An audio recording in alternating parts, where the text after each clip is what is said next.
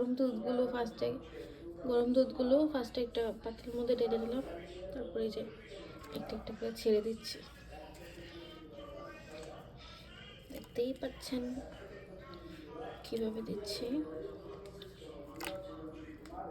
এখানে ভাজা পিঠাও আছে, তেল দিয়ে ভাজা আর কি, সেটা আমি ভুল করেও না মানে করতে চেয়েছিলাম, তারপর আমার আম্মু দেয়নি।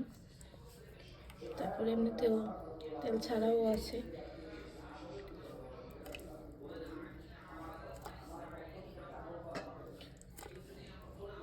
আশা করি এটার লুকটা খুব সুন্দর হবে। কালকে সকালে এটা খাবো, এখন রাত্রেবেলা ভিজিয়ে রাখছি।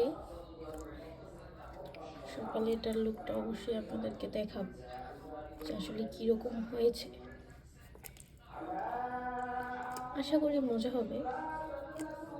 ভিতরের পুরটা খুব মজা হয়েছিল।